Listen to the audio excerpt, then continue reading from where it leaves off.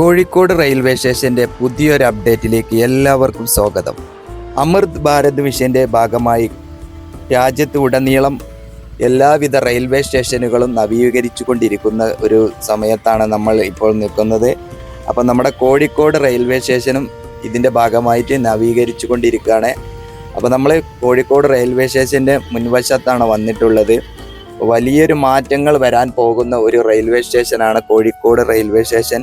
കേരളത്തിലെ തന്നെ number 1 railway station ആകാൻ പോകുന്ന ഒരു റെയിൽവേ സ്റ്റേഷൻ. അപ്പൊ നമ്മൾ ഇവിടെ 3 വീഡിയോ ചെയ്തിട്ടുണ്ട് എന്ന് അതിന്റെ ശേഷമുള്ള പുതിയ അപ്ഡേറ്റ് ആണ് നോക്കാൻ വന്നിട്ടുള്ളത്. ഇവിടെ കാണാൻ നമുക്ക് മുൻവശത്തുള്ള ഒരു ഭാഗം ഫുൾ ബിൽഡിങ്ങുകളും പൊളിച്ചു മാറ്റി ഇവിടെ ഫൗണ്ടേഷന്റെ വർക്കുകളാണ് കാണുന്നത്. വളരെ ശോകം രീതിയിലാണ് വർക്കുകളൊക്കെ നടക്കുന്നത്. എന്തുകൊണ്ടാണെന്ന് അറിയില്ല.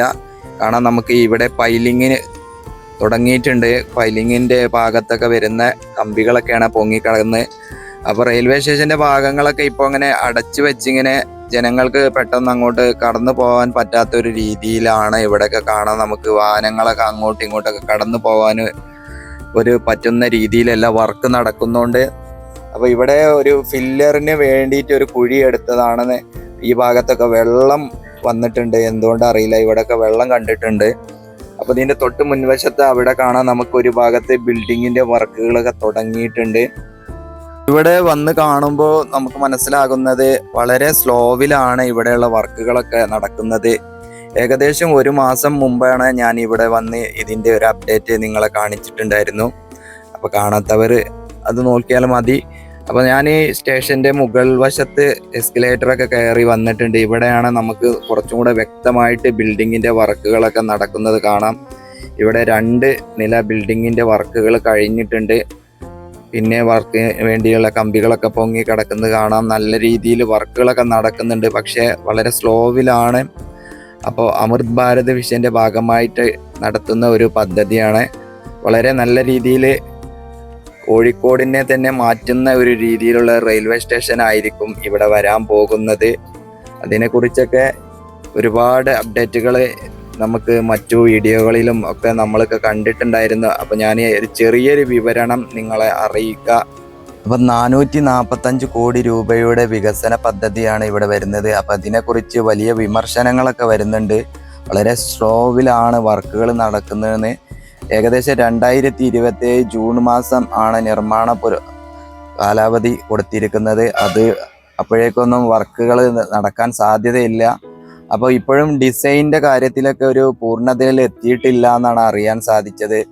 പിന്നെ മറ്റൊരു കാര്യം പറയുകയാണെങ്കിൽ ഏകദേശം 400 തൊഴിലാളികൾ പണിയെടുക്കേണ്ട ഈ ഭാഗത്ത് ഇപ്പോഴും 100 തൊഴിലാളികളാണ് നിലവിൽ ജോലി ചെയ്യുന്നത് എന്നാണ് അറിയാൻ സാധിച്ചത്. ജനുവരി മാസത്തിൽ ഇവിടെ കേന്ദ്രമന്ത്രി സുരേഷ് ഗോപി നേരിട്ട് വന്നിട്ട് ഇവിടുത്തെ പൈലിങ്ങും കാര്യങ്ങളും മറ്റുള്ള കാര്യങ്ങളെക്കുറിച്ചൊക്കെ ഒരു കാര്യങ്ങളൊക്കെ മനസ്സിലാക്കിയിരുന്നു. അപ്പോഴൊക്കെ ഇവിടുന്ന് കിട്ടിയൊരു നിർദ്ദേശങ്ങളും മറ്റുള്ള അപ്ഡേറ്റുകളൊക്കെ പറയുകയാണെങ്കിൽ മഴ കാരണമാണ്, മറ്റുള്ള പ്രശ്നങ്ങളൊക്കെയാണെന്ന് അറിയാൻ സാധിച്ചത് പറയുന്നത്.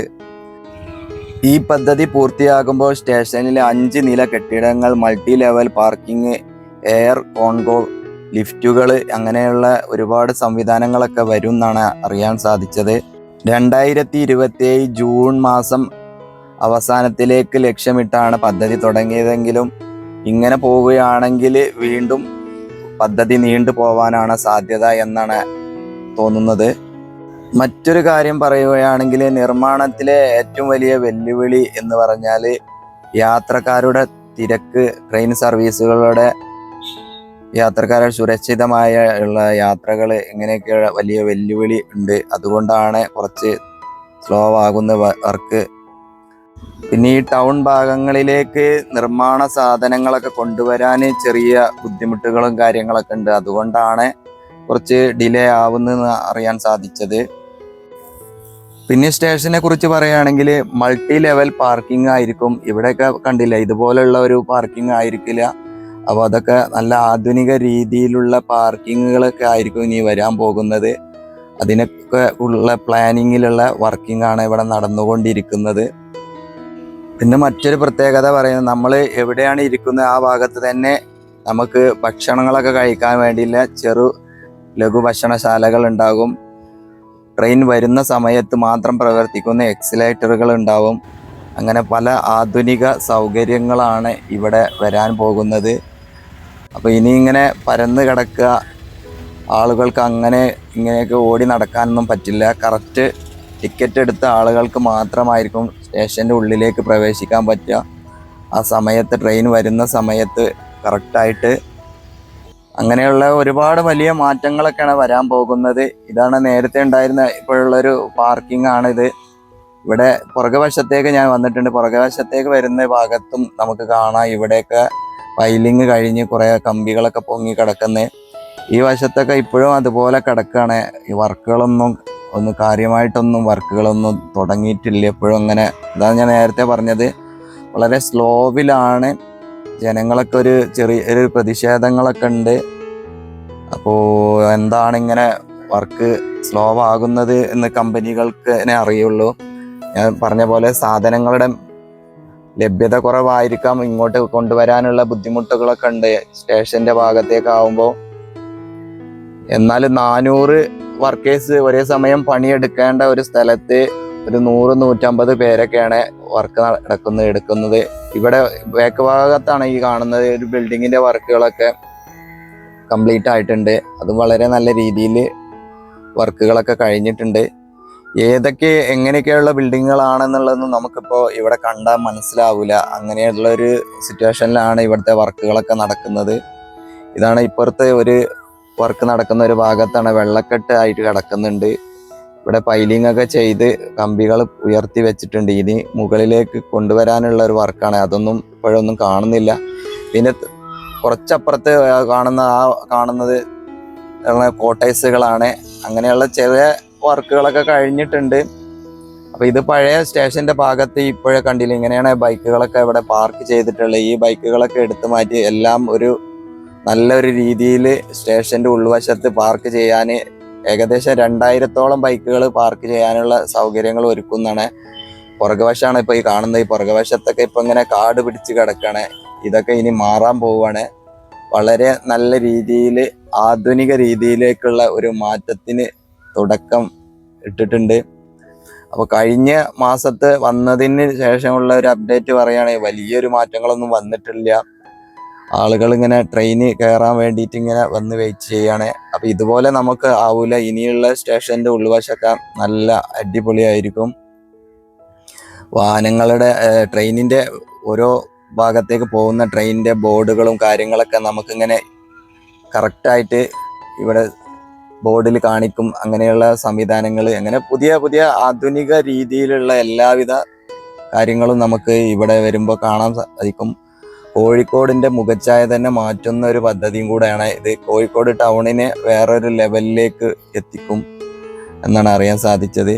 പഴയ ഈ റെയിൽവേ സ്റ്റേഷൻ്റെ ഭാഗത്തു നിന്നുള്ള ഒരു കാഴ്ച കാണാൻ നമുക്കിങ്ങനെ അങ്ങോട്ട് നോക്കുമ്പോൾ നല്ല തിരക്കുള്ളൊരു റെയിൽവേ സ്റ്റേഷനും കൂടെയാണ് കോഴിക്കോട് റെയിൽവേ സ്റ്റേഷന്.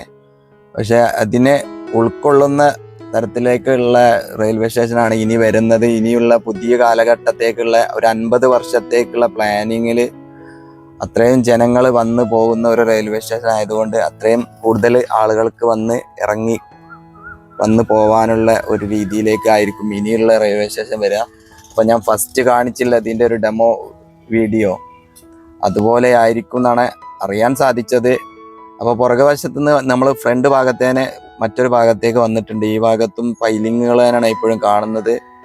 വലിയൊരു മാറ്റങ്ങളൊന്നും വന്നിട്ടില്ല. ഓരോ ദിവസവും പുതിയ പുതിയ അപ്ഡേറ്റുകൾ വരാൻ വേണ്ടി നമ്മൾ കാത്തിരിക്കുന്നുണ്ട്. കുറേ പ്രേക്ഷകർ കാത്തിരിക്കുന്നുണ്ട്. നമ്മുടെ നാടിൻ്റെ മാറ്റങ്ങൾ, രാജ്യത്തിൻ്റെ മാറ്റങ്ങളൊക്കെ കാണാൻ ഇതുപോലുള്ള പദ്ധതികളൊക്കെ വളരെ വേഗത്തിൽ ചെയ്യുന്ന കമ്പനികൾക്ക് കൊടുത്ത് അത് വളരെ വേഗത്തിൽ ചെയ്യിക്കുക ആയിരിക്കും നല്ലത്. അപ്പോൾ റെയിൽവേ സ്റ്റേഷൻ്റെ ഭാഗത്തു നിന്നുള്ള ഒരു റോഡാണ് ഈ റോഡൊക്കെ. ഇനി നല്ല രീതിയിൽ വീതി കൂട്ടി മരങ്ങളൊക്കെ മുറിച്ച് മാറ്റി ഇതുപോലെ റോഡ് സൈഡിൽ വാഹനങ്ങൾ നിർത്തുന്നതൊന്നും ഉണ്ടാവില്ല. അതിനൊക്കെ ഫൈനുകൾ വരും. അപ്പോൾ കറക്റ്റായിട്ടുള്ള പോയിന്റിൽ ഇതിനൊക്കെ എല്ലാത്തിനും പാർക്കിങ്ങുകൾ സൗകര്യങ്ങളൊക്കെ ഒരുക്കാനുണ്ട്. അപ്പോൾ കേരളം മാറുകയാണ്, നമ്മുടെ രാജ്യം മാറുകയാണ്, ഇന്ത്യ മാറുകയാണ്. അപ്പോൾ അതിനനുസരിച്ചുള്ള ഒരു സപ്പോർട്ട് നമ്മുടെ ഭാഗത്തു നിന്നൊക്കെ ഉണ്ടാവണം. വൃത്തിയിലുള്ള കാര്യങ്ങൾ കൈകാര്യം ചെയ്യുക, നമ്മുടെ നാടാണെന്നുള്ള ഒരു ബോധത്തോടെ എല്ലാ കാര്യങ്ങളും മെയിൻറ്റെയിൻ ചെയ്യുക. വലിച്ച് വാരി എറിയുന്ന പ്രവണതകളെ ഒഴിവാക്കുക. വേസ്റ്റ് ബിന്നിൽ കറക്റ്റായിട്ട് വേസ്റ്റുകളൊക്കെ നിക്ഷേപിക്കുക. അപ്പോൾ ഇവിടെയൊക്കെ നമുക്ക് കാണാം, ഇപ്പോഴൊക്കെ ഈ ബോർഡുകളൊക്കെ ഈ താൽക്കാലികമായിട്ട് മറച്ചു വെച്ച ഈ ബോർഡുകളിൽ പോലും സ്റ്റിക്കറുകളൊക്കെ പതിച്ചിട്ടുണ്ട്. അങ്ങനെയൊന്നും ഇല്ലാത്തൊരു നല്ലൊരു കേരളം വരട്ടെ.